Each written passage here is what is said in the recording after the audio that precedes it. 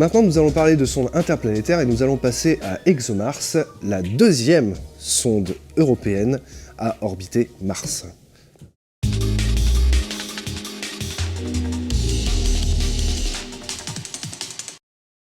C'est un clap. Oui, d'accord. Je suis Michel Denis, je suis le directeur des opérations en vol d'ExoMars et je travaille sur les missions martiennes depuis de nombreuses années. J'ai commencé avec Mars Express et j'ai continué avec ExoMars qui est arrivé autour de la planète rouge l'année dernière. Je coordonne les équipes qui s'occupent des stations qui permettent de communiquer avec le satellite, des ordinateurs qui permettent de traiter ces données et de préparer les commandes, et des équipes qui justement font le contrôle et ou font les calculs de manœuvre et d'orbite. Donc c'est le rôle du Ground Segment Manager d'être en quelque sorte le chef de projet pour que les opérations et les supports au sol sur la Terre soient prêts pour le lancement.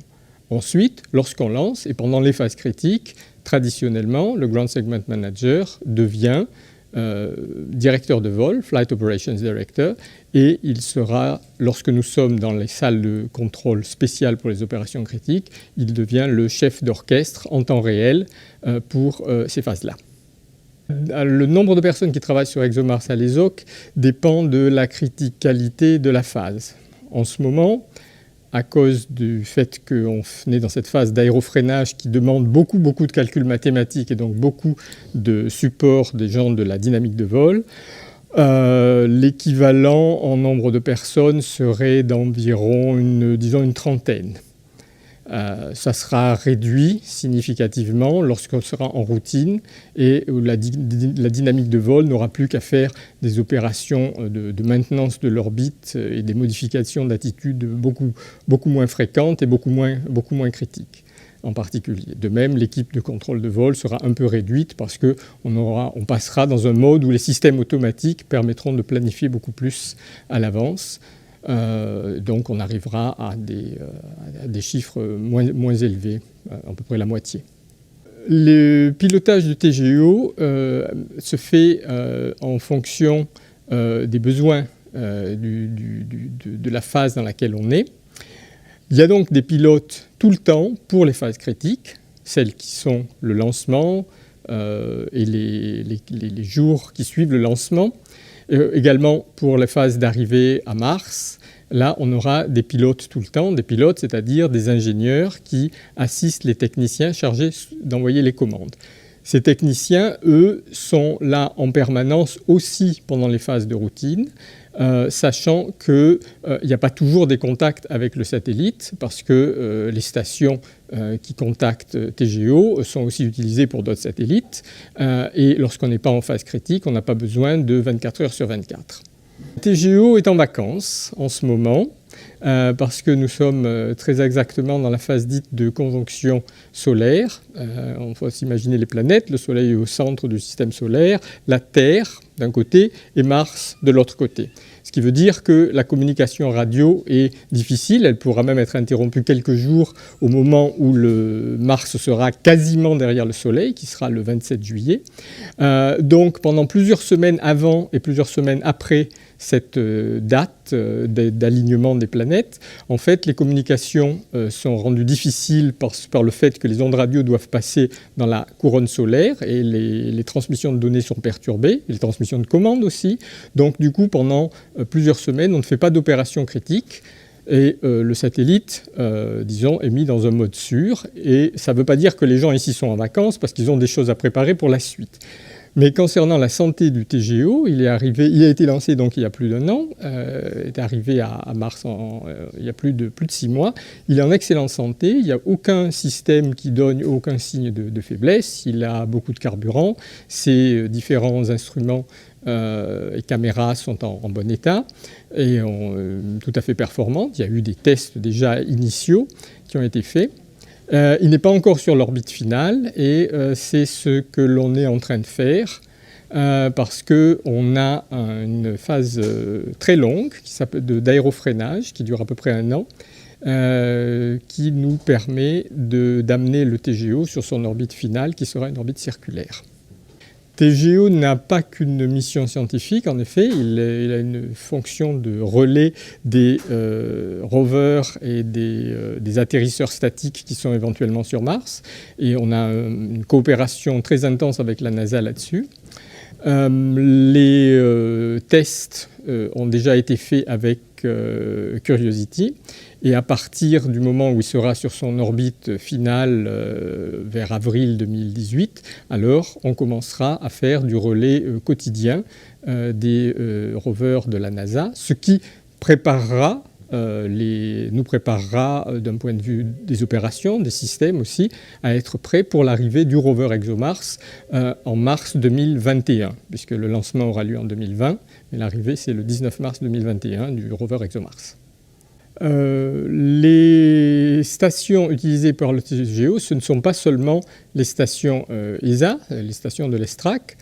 On utilise aussi, dans les accords de coopération, des stations de la NASA, du Deep Space Network, qui se trouvent sur 3 continents également et qui permettent de délester notre réseau. Et inversement, on fournit des services de stations à la NASA sur d'autres missions quand ils en ont besoin pour délester leur réseau. Donc tous les jours, dans certaines phases ou occasionnellement dans d'autres phases, effectivement, TGO utilise des stations de la NASA, mais TGO utilisera aussi une station des Russes, une station fournie par Roscosmos, parce que le projet ExoMars est un projet de coopération russo-européen ou européo-russe, donc entre l'ESA et Roscosmos. Et un des éléments de la coopération, c'est que Roscosmos fournit des grandes antennes qui ont été héritées de leur programme lunaire, mais bien sûr ont été remises en état et sont en train d'être préparées pour ramener de larges quantités de données scientifiques. Parce que ces antennes sont plus grandes que les nôtres. Elles ont une capacité, en principe, qui permet de ramener pour une même période de temps par heure 4 fois plus de données. Et c'est très important quand la distance entre la Terre et Mars est importante, en particulier lorsque les planètes sont en opposition par rapport au Soleil. La distance est grande et donc il est nécessaire d'utiliser des antennes plus grandes pour ramener le volume de données prévu chaque jour. Et c'est là que la coopération avec les collègues russes va jouer un rôle important, à peu près 1 an sur 2. Alors, entre TGO et Mars Express, le lien technologique est multiple. Bien sûr, ce n'est pas le même fabricant principal. Pour Mars Express, c'était Airbus. Pour TGO, c'est Thales. Mais ce sont des satellites fabriqués en Europe. En fait, certains composants sont achetés au même fournisseur. Les caméras qui repèrent les étoiles ou d'autres systèmes électriques sont achetés au même fournisseur en Europe. Bien sûr, l'expérience qu'on a eue ici, en interne à l'ESOC des opérations, elle est réutilisée. Certains sous-systèmes sont simplement des développements, des systèmes logiciels, et aussi les personnes. Moi, j'ai travaillé sur Mars Express pendant 14 ans, et maintenant, depuis 5 ans, sur ExoMars. Le Spacecraft Operations Manager, donc la personne en charge du satellite TGO, a été mon adjoint sur Mars Express pendant plusieurs années. Donc l'expertise en particulier, et c'est presque le plus important, est maintenu, conservé et amplifié. On n'a pas beaucoup de satellites martiens, mais on exploite au maximum la commonalité. Et en fait, dans la salle de contrôle qui est derrière nous, les contrôleurs, donc les gens qui sont là en équipe, en 3-8, contrôlent, c'est la même personne qui s'occupe de Mars Express et du TGO, en sautant de l'un à l'autre s'il y a un problème ou des commandes à envoyer. Les données scientifiques des satellites de l'ESA, et c'est vrai aussi pour les missions futures dans le rover, sont d'abord une espèce d'embargo pour les différents scientifiques qui ont des instruments à bord de nos satellites. Et pendant typiquement 6 mois, parfois plus, seuls les scientifiques qui qui a reçu des données de son instrument traite ces données, ça lui donne une primauté par exemple pour les publications scientifiques.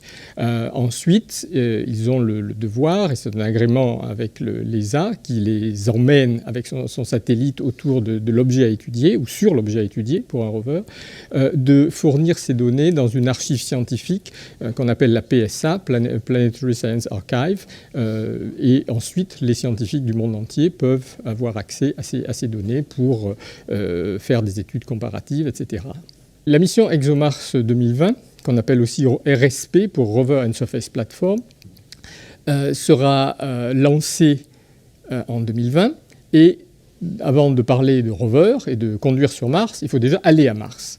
Et aller à Mars, c'est ce qu'on sait faire ici à l'ESOC. On l'a déjà fait avec Mars Express, avec Venus Express, on l'a fait avec une comète pour Rosetta, on l'a fait avec Vénus avec Venus Express.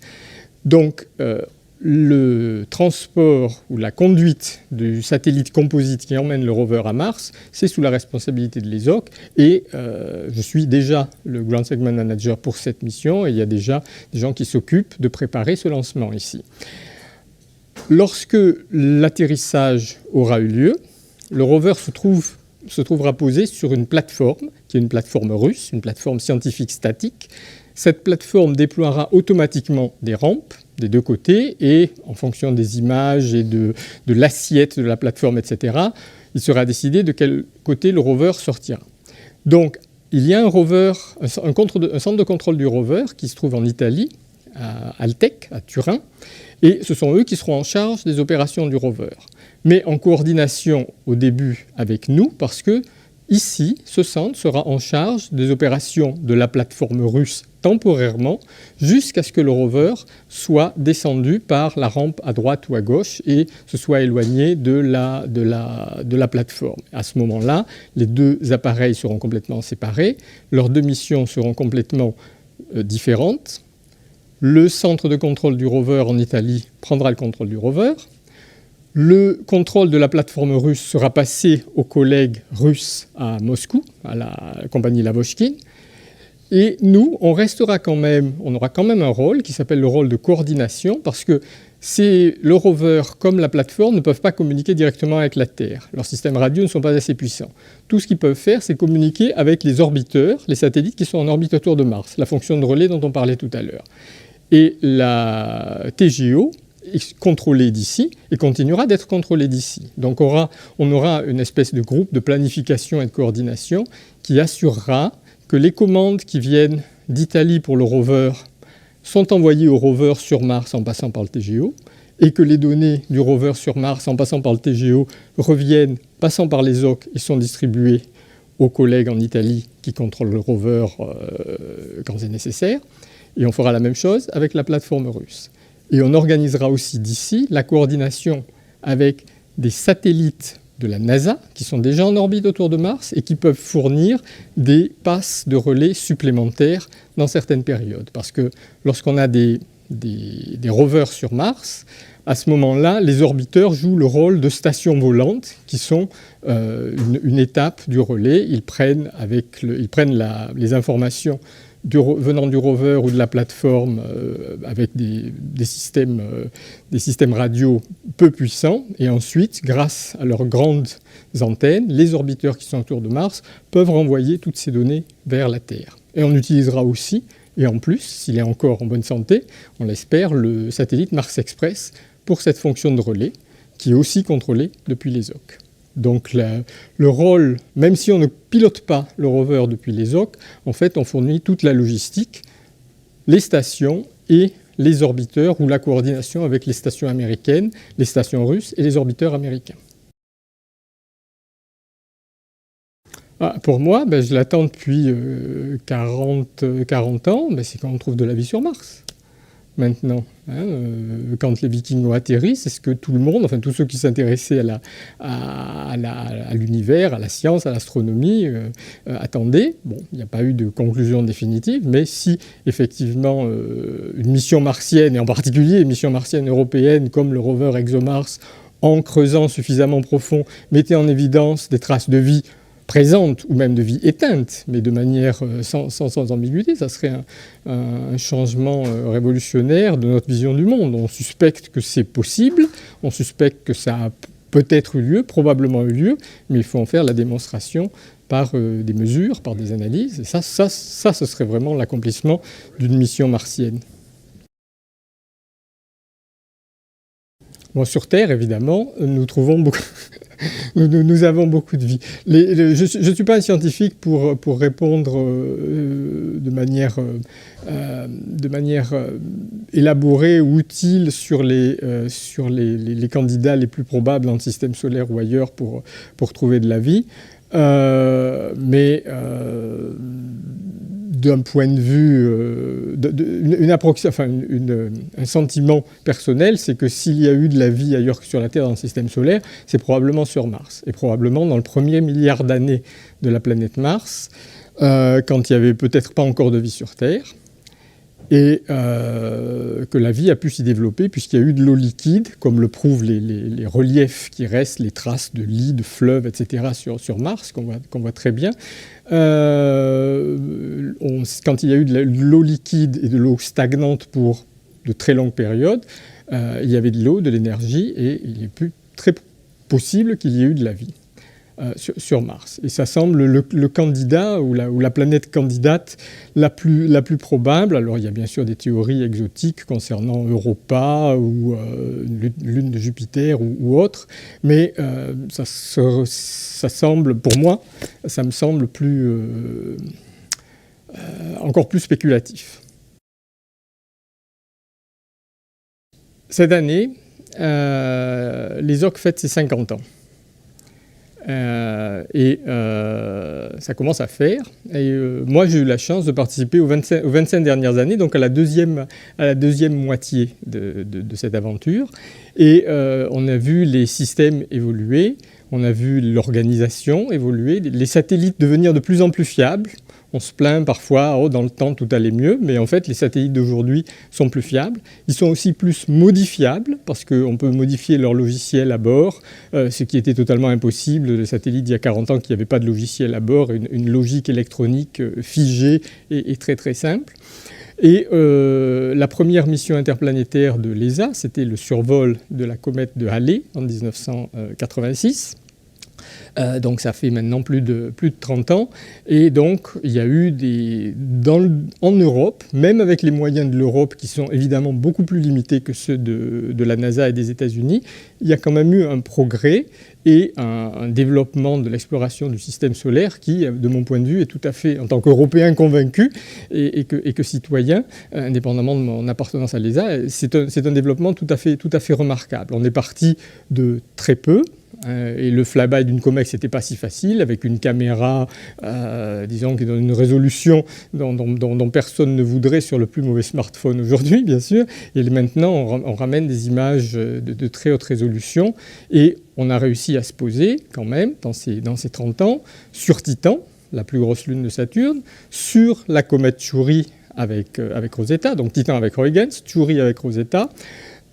On ne s'est pas posé comme on aurait dû sur Mars, mais on s'est posé très précisément, et la mission Beagle qui était attachée à Mars Express, en fait, a été retrouvée par un satellite de la NASA et dans un état où on peut se dire elle n'a pas complètement explosé, il s'en est fallu sans doute d'un cheveu pour que ça marche. Donc on s'est posé aussi sur Mars presque, et là on se prépare à y atterrir de manière complètement contrôlée et sûre en 2021. Donc, notre exploration du système solaire, en ajoutant bien sûr Bepi Colombo qui va aller vers Mercure, lancement l'année prochaine, JUICE quelques années après, on a quand même réussi, non pas à conquérir le système solaire, mais à l'explorer et à travailler pour que les Européens puissent être fiers de la technologie et des gens qui travaillent en Europe dans le domaine spatial, que ce soit les industriels, l'ESA, les opérateurs et les scientifiques. Et pour moi, ça, c'est un message vraiment très important. Les 50, et pour moi, les 25 dernières années ont vraiment été très productives dans ce petit domaine du système solaire, qui n'est pas du tout le seul domaine dans lequel travaillent l'ESA, mais dans mon petit monde, il s'est passé beaucoup de choses.